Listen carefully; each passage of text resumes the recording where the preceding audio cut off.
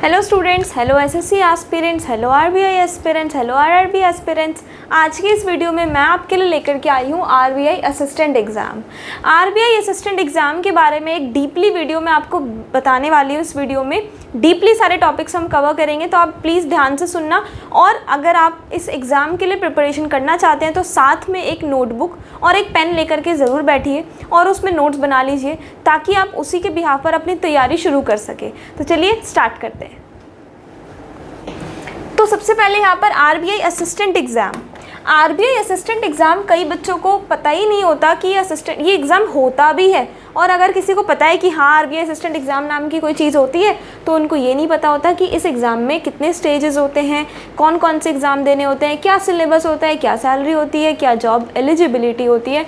तो चलिए आज हम ये सब सारे डाउट्स क्लियर करते हैं। तो सबसे पहले मैं आपको बता दूँ कि ये जो एग्ज़ाम होता है ये क्लरिकल लेवल का एग्ज़ाम होता है। Clerical level RBI assistant exam conducted by the Reserve Bank of India to recruit clerical staff। RBI क्या करता है? क्लरिकल स्टाफ को रिक्रूट करता है for handling day to day operations. Day to day operations को handle करने के लिए, जैसे कि डेटा एंट्री हो गई, फाइल मैनेजमेंट हो गया, कस्टमर सर्विस हो गया, लेजर मेंटेनेंस हो गया इन RBI ऑफिसेज अक्रॉस इंडिया। तो इंडिया में जितने भी RBI के ऑफिसेज हैं उसमें क्लरिकल स्टाफ को रिक्रूट करने के लिए ये एग्ज़ाम करवाया जाता है। इसकी जो एलिजिबिलिटी क्राइटेरिया है वो है बैचलर डिग्री, कि आपने किसी भी डिसिप्लिन में, किसी भी स्ट्रीम में बैचलर डिग्री यानी ग्रेजुएशन की हुई हो और कम से कम आपके 50% मार्क्स तो होने ही चाहिए। SC ST PWBD कैंडिडेट्स के लिए पासिंग मार्क्स भी एप्लीकेबल है, यानी 35-40 जो भी पासिंग मार्क्स क्राइटेरिया होता है। और वर्ड प्रोसेसिंग, कंप्यूटर में वर्ड प्रोसेसिंग की नॉलेज होना मैंडेटरी है। अगर आप इस जॉब के लिए अप्लाई कर रहे हो तो आपको वर्ड प्रोसेसिंग की नॉलेज होना कंप्यूटर में मैंडेटरी है, वो होनी ही चाहिए। एज लिमिट की बात करूँ तो कम से कम 20 साल, ज़्यादा से ज़्यादा 28 साल, 20 से 28 साल की इसमें एज लिमिट है। और जैसा कि मैं प्रीवियस एग्जाम्स में भी आपको बता चुकी हूँ कि अगर आप SC ST से बिलोंग करते हैं तो आपको 5 इयर्स का एज रिलैक्सेशन मिल जाता है। अगर आप OBC से बिलोंग करते हैं तो आपको 3 इयर्स का एज रिलैक्सेशन मिल जाता है। और अगर आप PWBD कैंडिडेट हैं तो आपको 10 to 15 इयर्स का एज रिलैक्सेशन मिल जाता है। उसके बाद सैलरी स्ट्रक्चर 20,700 से लेकर 48,000 की इसमें सैलरी आपको दी जाती है।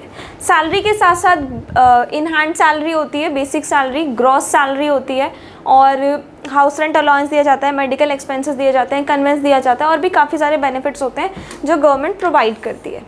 उसके बाद है RBI असिस्टेंट एग्ज़ाम का पैटर्न, कि इस एग्ज़ाम का पैटर्न क्या होता है ये समझना बहुत ज़रूरी है, क्योंकि इसी के अकॉर्डिंग आप अपनी स्ट्रैटेजी बनाते हैं।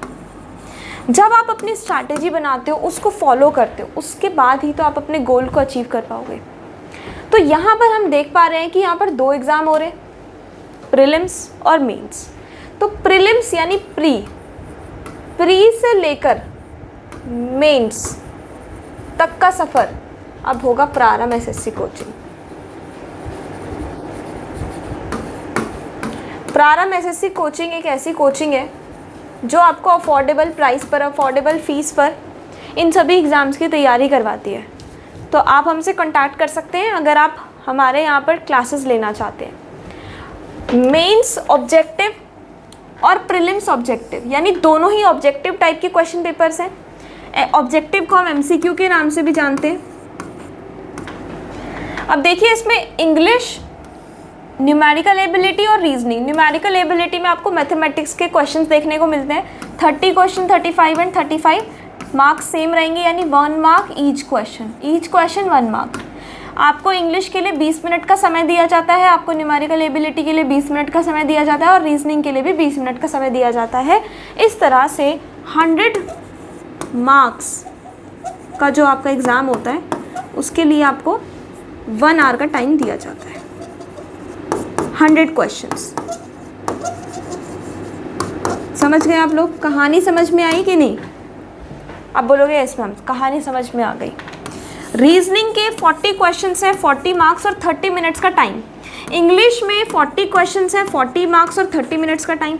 तो जो कैंडिडेट्स जो सेकंड एग्ज़ाम हो रहा है उसमें थोड़े क्वेश्चंस की क्वांटिटी बढ़ा दी, क्योंकि एग्ज़ाम बड़े लेवल का एग्ज़ाम है, कोई छोटा एग्ज़ाम नहीं है।